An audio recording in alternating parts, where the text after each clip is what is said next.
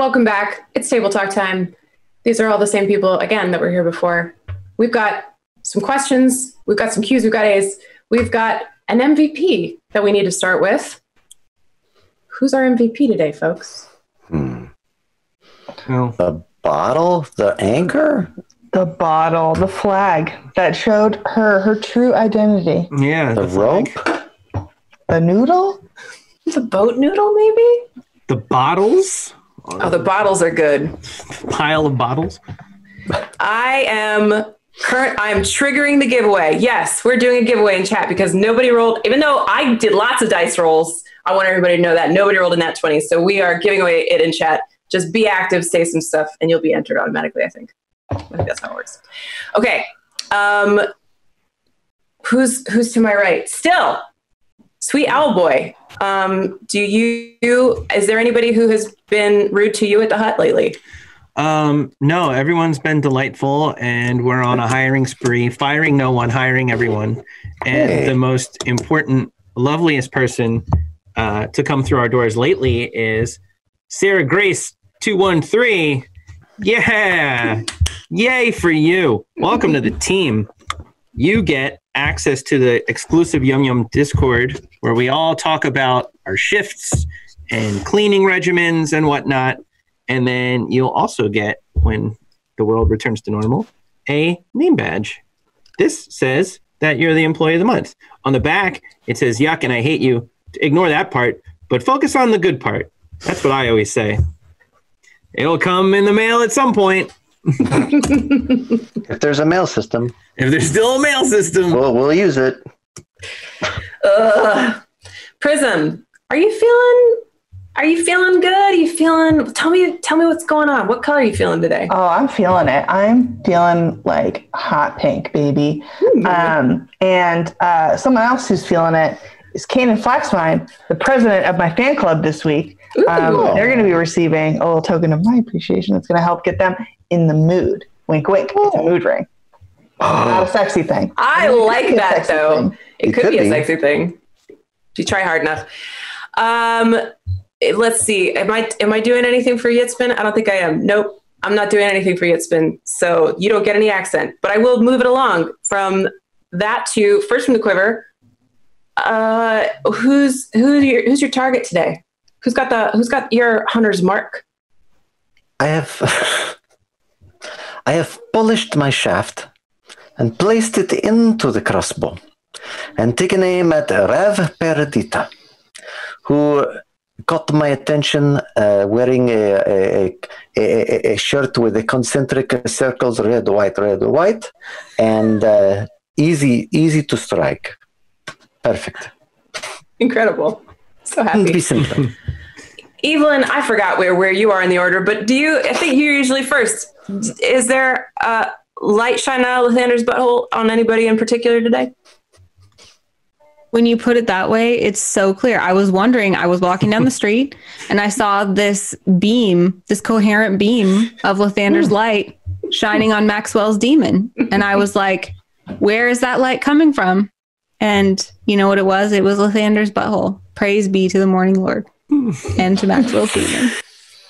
Great. So I looked at Maxwell's demon and I was like, that's someone I want to be part of my family forever. So a family crest of Evelyn will be sent to Maxwell's demon someday. Praise his holy name and praise his name, namely whole. Oh, there you go. No. Lathander's not afraid of buttholes. Buttholes are a perfectly natural part of everyone's body, including Lathander's, if he has a body sometimes when he decides to be corporeal. It's true. Do any of you, God bless you if you do any of you have any questions that you'd like me to clarify about this episode before we move on to viewer questions? So this is like another pocket dimension made by Jim? Yeah, I was so in my head, it was either Jim or Omen. And as the boat became more of a personality, it felt like more like something that Jim would do. I feel like Omen would have made something a little bit more onerous for people to accomplish. Mm-hmm. I felt like it was something Jim made and Omen implemented. Yeah. So the idea was that Omen, this was supplied by my incredible fiance Tyler Jacobson, when I was brainstorming for this, he was like, what if Omen was just trying to distract them for a couple hours while he got something else done? And they're like, he's has given them this bottle trap because he just needed a little bit of time. So that's roughly the idea behind the boat. Okay, so our winner for our level up dice set called Don't Touch the Alchemist's Stuff, which sounds pretty cool and nefarious, is 2 Mo Fish. Congratulations. You have won a dice set. You have not, however, won the other prize, which is the Elderwood Mini Hex Chest. That one goes to Libra Spy. Ooh. And it looks like this. Ooh, And it looks so like nice. that. And it's very small. Ryan has tiny little baby hands, just for reference. I do. Look at That's like the size of a Tic Tac. That's a little guy. There's dice. And it goes right in the mouth. Goes right in my mouth. I'm a baby. I'll put anything in my mouth whether it belongs there or not.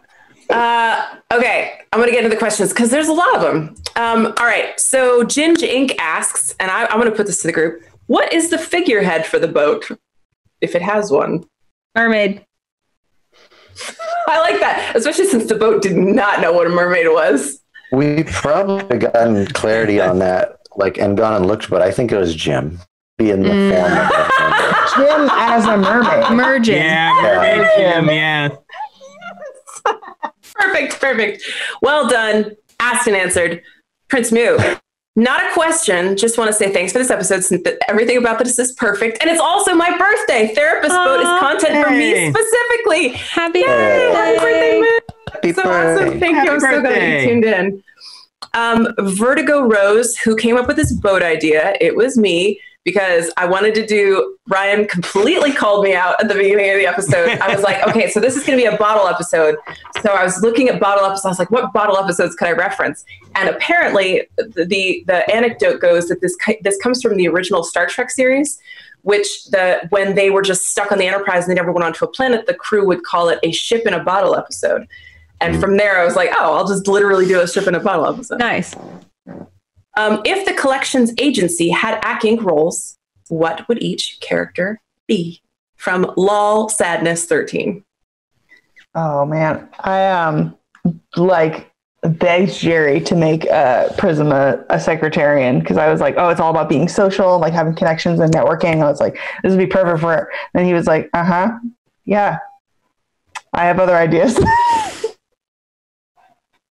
Oh, I hope that Quiver's an obviator. That makes seems sense. appropriate. Yeah. I'll take that. Evelyn has been established as a secretarian, but in the context of the cover business, she is a security consultant. Right. Nice. Yeah, I don't know for still. I haven't thought about it. I was just going to be like, whatever Jerry decides. I don't have any grand ambitions for the role, because there's ways that I guess there's roles that would fit, but then there's the fun of the C team, our first characters, were that all of them were in the wrong role. Yeah, that's true. Well, in that spirit, and because Yitzbin is really just a cousin of Dinar, I think she'd be a good decisionist. Oh my God, she'd be miserable at it. It'd be being great. the dumbest member of the party by far. Maxwell's Demon, Chris, you had some animation software trubs a few months back. Did you use something new for the current intro?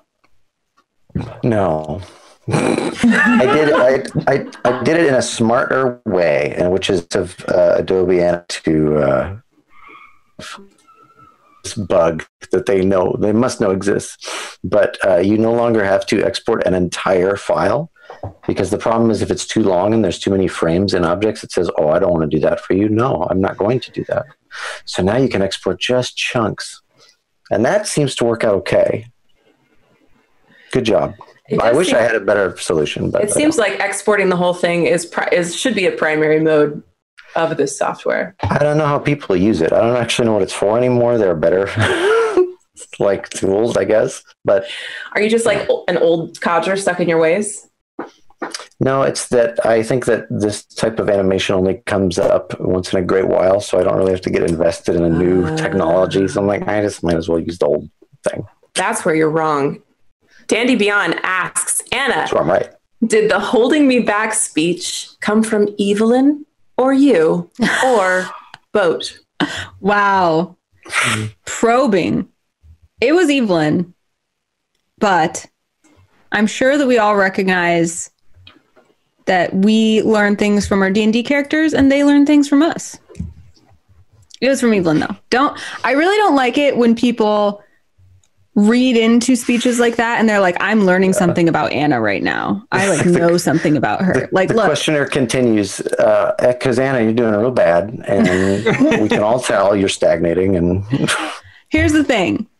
I love when people relate to my characters and find human meaning in them. I don't love when people then turn around and think they can tell me things about my life and personality from what I have done with my characters. So it came from a place of real humanity. It did not reveal anything about me to you. It revealed things about me. Your speech resonated deeply with me. I am definitely being held back by my own emotions and things I can't control, and all kinds of my own fear especially holds me back. So yeah, you guys take that speech and you have insights about Kayla. It's like abstract art. It's like abstract art. It definitely came from something real in me, but it's about what you experience. I've definitely had people come up to me and been like, oh, Walnut did this, so that must mean this about you. And I'm like, no, shut up. And then I walk away and I'm like, yeah, totally. Damn it. Are there any other, this is from the Milky Bar Kid, and this is going out to everybody. Are there any other accents you are working on or really want to be able to do? No. Dude, okay. I have a fair British accent when I'm doing like a Hermione or like a period, like Elizabethan, like that kind of British accent. Yeah. I can do that. I have a character that is in a Star Wars game and I'm trying to do a Rey British specifically. Oh. It eludes me completely. I cannot, and it's all over the place and it keeps me from saying words because I get so tripped up. Well, don't let that stop you, obviously. Just roll with I don't understand her accent at all. It's space British. And like, I can do Grand Moff Tarkin space British, but Rey space British, I don't understand. Man, I've never tried to do Rey's British accent. I'm going to try that now. That sounds It's like half, like she pronounces some R's and not others. And there's some warping of like the diphthongs, like, you know, like what should I do? Like there's some of that, but I can't figure out why. Have you watched that thing, the Wired speech analyst who looks at accents in movies and who's doing a good job and who's not? Yeah. No. That's fascinating. Yeah, it's pretty funny. He's like a speech coach and he talks about who does it well and who doesn't. Ooh, the thing is, I think her accent is real, isn't it? Like, partly. Yeah. But he'll talk about like what informs her, that accent, like where she's from and like why she's. There's a whole series of that too. I watch those all the time where they get an expert to break down films and they're like, is this accurate or not? There's one about pandemics where this like health expert is like, the movie Outbreak is like incorrect tip to tail. Well, we're living it right now, though. So. Yeah. We're deciding the authenticity. Well, Pandemic was hyper accurate. Now I want to watch Pandemic. Okay, that's what I was thinking of. Pandemic. No, that one's crazy. That's a good movie. It's a good movie you would like it. You've never seen it. You'll like it. I appreciated it from like a project management standpoint. I was like, the way they're tackling these problems is fascinating. What do you do when you have to exhibit a cure to millions of people at once? And you do a lottery. How do you get people to how do you facilitate that much on that scale? It was cool. It was interesting. Probably spreadsheets. Yeah. Lots. If it doesn't come up in game, what is the name of the boat? It's called the Black Rose. From So Much Moxie for the everyone. Was it difficult to come up with an answer for the questions presented to your characters today? I could not come up with a good answer for the family one, but then I didn't have to answer it, so. Yeah. Woo! Woo! Yeah, the one for Still is boring. Disagree. You were excellent. The challenge with Evelyn is always she doesn't match these characters in that I've played so much with her and there's so many pieces of backstory that sometimes don't have context in this game. So I didn't have trouble thinking of answers. I had trouble picking which one was the most fun for this game and the most understandable. Makes sense. Because, like, for example, the family story, probably the most interesting, like, conflict that still exists is her relationship with her brother, who now, like, runs the family ranch and is, like, the one holding down the Marthane family lordship in her old town. And they, like, aren't on speaking terms because he blames her for the death of their mother. But this is, like, something that, you know, was revealed through hundreds of episodes and is probably not good to just drop on a psychic boat. That's the kind of story I was after, for sure. It was the deep, invasive character lore dump that we might not get on another type of show. The daddy story is pretty deep. The daddy story was very cute. Was the Black Rose Rosie's flagship? Yes. She is not supposed to have Milky Bar kids. She's not supposed to have a Scottish accent, but I was too invested and forgot to drop it at the time. Okay, these are all questions. Oh, what about BBQ Shrimp? What about Perfume? Thank you. Okay, so this novel, I believe, was written by Gaston Leroux in like the late 1800s or early 1900s. It's just called Perfume, and it's so fucked up. But basically, it's about a guy. It's so good. It's about a guy who who has like a super sense of smell. So much like Prism's emotions, is very, very heightened senses. And this leads him to start murdering people for their smell and then distilling them down into essences and creating a super perfume of all of the smells that he loves in the world. And he drops it on some fools and there's a giant orgy. Like, it is the coolest fucking novel from the 1800s. This was written in the 1800s? I'm pretty sure it was. No, it was, I Googled it. Written in 1985, set in the 1800s. I was going to say nobody would burn that person. It's historical fiction. Yeah, it sounds. It's extremely fiction. Perfume: The Story of a Murderer. Yeah, it's so good. It's so good. So you think Prism's going to be a murderer? Is that what's up? I mean, she was saying some pretty dark shit on that psychic boat. Yeah, all right. I'll give you that. I mean, all of us were. I don't appreciate this next question from This is GM. Says, have any of you felt compelled to run from the table at any point? Yes. I don't appreciate that question came on the day that the substitute teacher was here. Thank you so much. But yes. No, don't even answer it. Alyssa says, I read that wrong. Okay. Oh, do you think they meant run the table? Yep. There you go. That's what they meant. So, to answer that question in that way, which is a much better question, both Ryan and Tristan have run the table for us before. And if you have not seen that, go back into the YouTube archives and find them, because both of those one shots is the Ballad of Fred Chicken. And then what was the Walnut Special? Was it just called Walnut Special? It's called the Nestlands.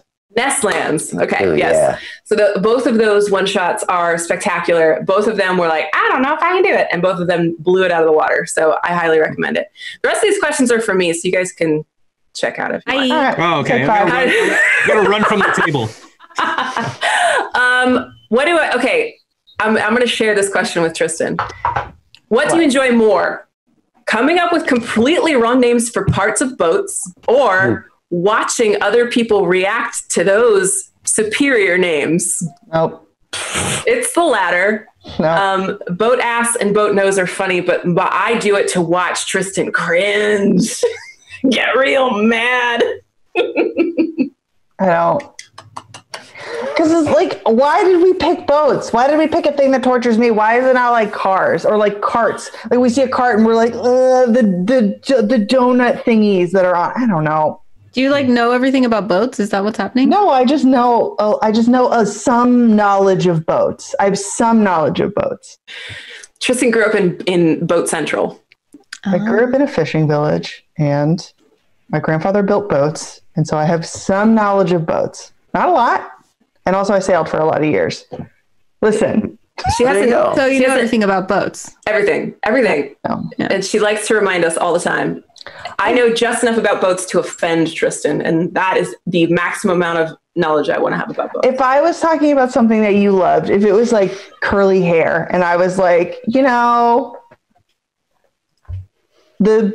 coily snake technique, I don't know. Whatever. Nice. I I would be honored that you were expressing an interest in my hobbies. Okay. Kate, do you want to DM the C team again? Yeah. Do you have any other regular games? No. Kate, how do you prep to DM a session? Any tips for those of us who DM but are short on time? One shots like this one are cheating because you can do anything. You can come up with whatever ridiculous concept and string it out as long as possible.